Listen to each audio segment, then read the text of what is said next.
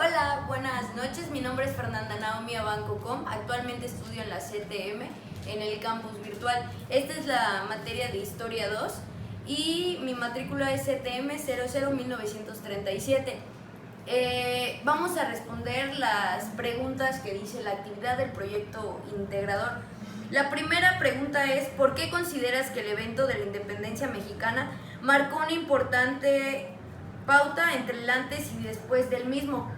Bueno, yo considero que la independencia mexicana fue un suceso muy importante en la historia de México. Por lo tanto, considero que se dieron ciertas reformas, ciertas leyes, nuevas oportunidades de trabajo, nuevas clases sociales. Entonces se dio un cambio radical en lo que es México y también culturalmente, porque a raíz de eso vinieron varios sucesos importantes en la historia de México. Segunda pregunta. ¿Consideras que los líderes de la Revolución Mexicana cumplieron con los objetivos que se tenían establecidos? En mi opinión, yo creo que sí, porque pudieron haber hecho más.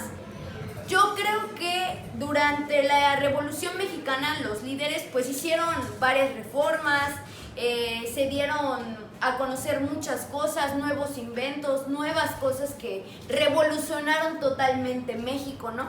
Entonces yo creo que hicieron lo necesario en cuanto a la educación, en cuanto a la economía, en cuanto a la fundación de muchas escuelas, la analfabetización de toda la nación. Entonces yo creo que sí, que hicieron lo que pudieron y lo suficiente. Tercera pregunta. ¿Porfirio Díaz ha sido criticado por su mandato para ti? ¿Fue un gobernante que vio por las mejoras de su país o fue un mandato negativo en cuanto a resultados? Esta pregunta es muy entra mucho en controversia, ¿no? Porque al principio del curso pues vimos lo que es la etapa del porfiriato, ¿no? Y obviamente durante el porfiriato la ideología de Porfirio Díaz era el crecimiento económico, ¿no? Era una persona que buscaba la mejora de México en ese tiempo. Por lo tanto, tuvo el apoyo científico, ¿no? En esa parte hubieron muchos eventos científicos, la invención del ferrocarril, la energía eléctrica, muchas aportaciones que hasta el día de hoy tenemos.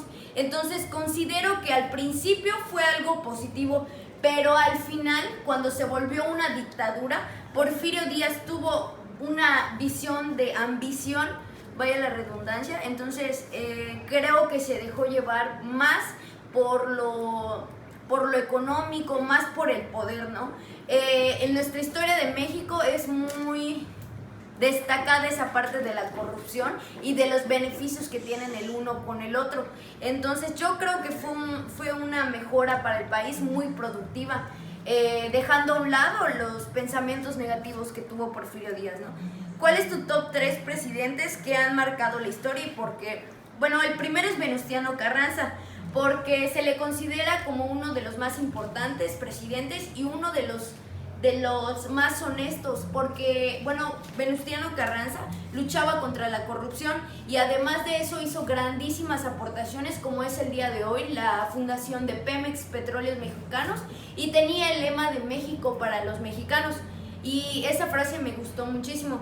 Álvaro Obregón, que él ayudó mucho a México y aportó demasiado en cuanto a la educación, y a partir de él se viene la frase de México, en México la educación es laica y gratuita.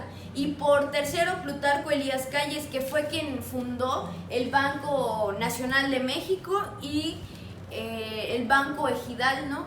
Que fue un apoyo económico para los ciudadanos de la nación, ¿no?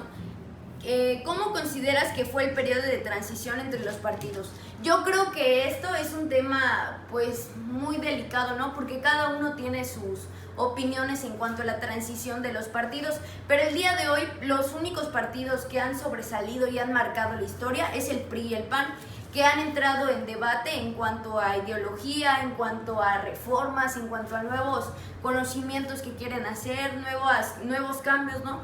Entonces yo considero que ha sido una transición sangrienta, como siempre ha sido en toda la historia, ¿no? Que es silenciar a las personas, silenciar a los ciudadanos. Entonces, en cuanto a eso, yo creo que una transición limpia y con paz no ha sido, ¿no?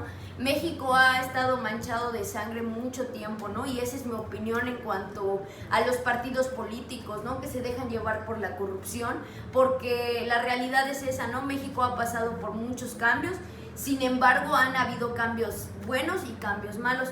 Y bueno, esto fue todo, gracias.